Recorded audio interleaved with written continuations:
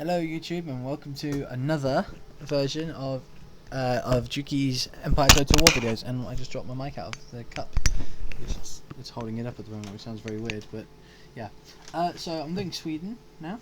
As you can see, 40 regions need to be held by the end of 1799, and you need to hold Sweden, funnily enough. You start with 4 territories, these ones here. I couldn't even guess the names. I think that's part of Finland there. That's Sweden there, and Norway. They don't have Norway, but yeah. And yeah, so let's start the game.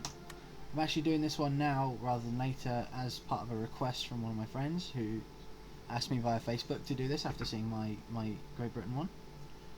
I lived as a philosopher and die as a Christian. Wow.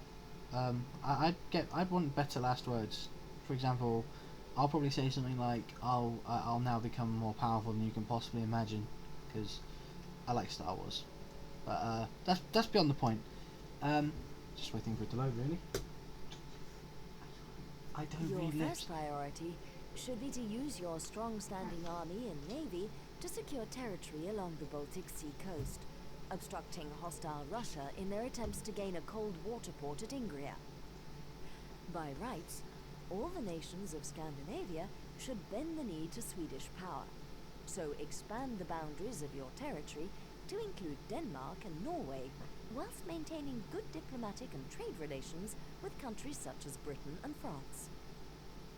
With Russia on the offensive, it would also be prudent to court good relations with your enemy's enemy, Ottoman Turkey.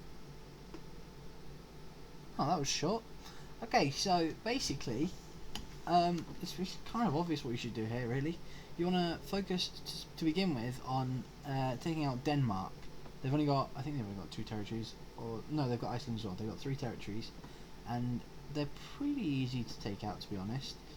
The only problem is actually getting your armies there. You can see there's only 1 army here, and it's not exactly massive. Can't just click on it. There we go. You've got a decent navy as well to blockade them, and you've got a lot of stuff over here. In fact, probably you want to focus on this region later in the game.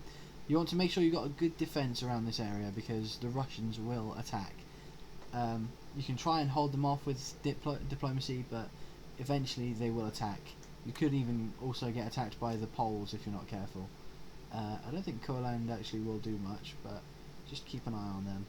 As for Prussia, they'll become your enemies eventually, when you start expanding that way. And once you've taken Denmark, what you do is really build up a force around here, around this region, and then just push south. That's pretty much it. As the woman said, you can do diplomacy with the Ottomans, and you know, ally with them against the Russians. That'll keep the Russians occupied at least. You can see not many people like Sweden. I can't imagine why not.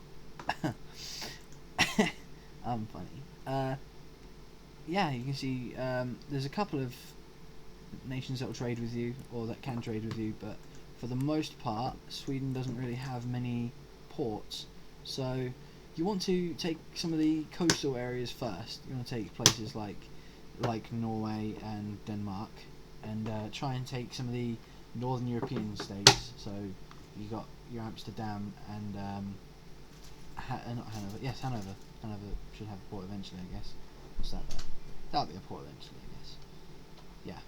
Yeah.